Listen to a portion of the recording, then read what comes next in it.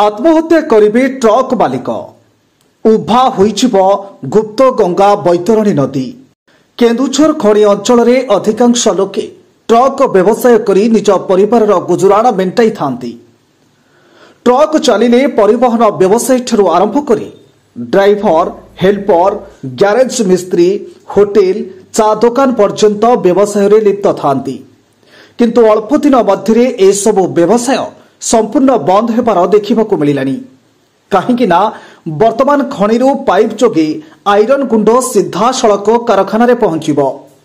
एणु खणिरू सीधा सड़क पाइप जोगे जदि आयरन गुंड परिवहन हेबो ताहाले अनेक लोकंक जीवन जीविका संकट रे पड़िबो।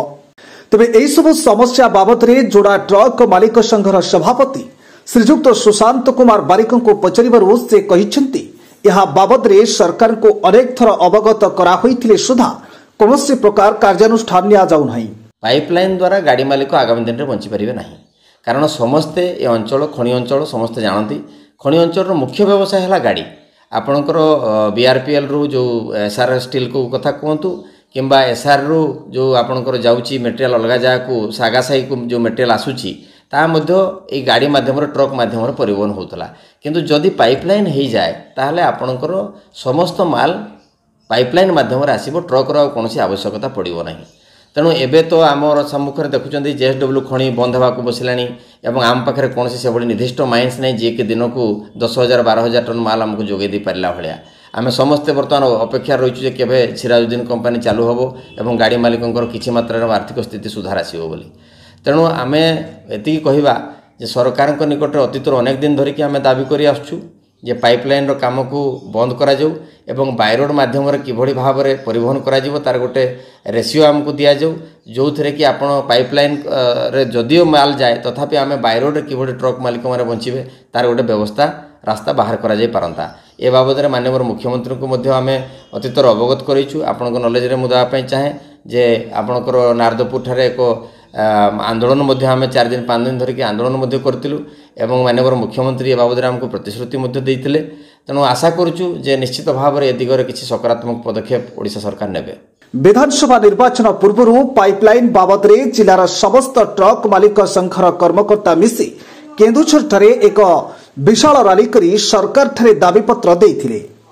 से समय रे वर्तमान मुख्यमंत्री मोहन चरण माझी सेतबेले विरोधी दलर मुख्य सचेतक थिले और आंदोलनकारी सामिल होई कहिथिले मु सदासर्वदा ट्रक मालिक सांगरे अछि, पाइपलाइन को मु विरोध करुछि।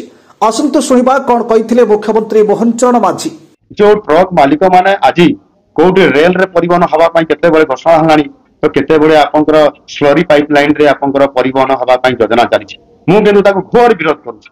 ट्रक मालिक माने होइछन्ती आम ये केन्दुझर माटी रो पुओ, सेमाने गोटे ट्रक करी आज जीवन जीविका से निर्वाह करछन्ती।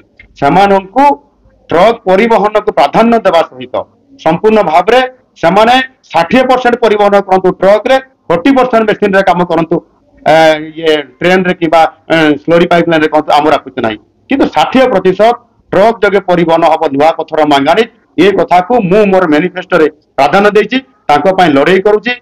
अतीत रे जेते बेले केउंझर बंद डकरा आइतला मु निजे समर्थन देछि एवं आगामी दिन में आंदोलन को मध्य उल्लेख पछेबी ना काम कर। ठीक सहीपरि पाइप जोगे जदि आयरन कुंड परिवहन हेबो ताहले बहु मात्रा रे पानी खर्च हेबो एवं वर्तमान जहा देखिबाकू मिलुछि समस्त कंपनी को नजर बैतरणी नदी उपरे। केमिति बैतरणी नदीर पानी को शोषण करिबो एवं पूर्वरु बैतरणी नदीर पानी को व्यवहार करिबा पई जो सब कंपनी मानकू अनुमति दिया जाइछि सेमाने वर्तमान एते परिमाण रे पानी शोषुछन्ति जे नदी वर्तमान नाଳରେ परिणत होई गलानी। आ किछि दिन भितरे बैतरणी नदी संपूर्ण सुखी जिबार संभावना देखा जाउछि।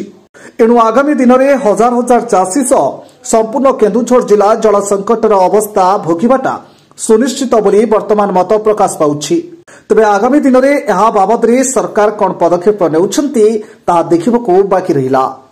Bureau report GSP Odia.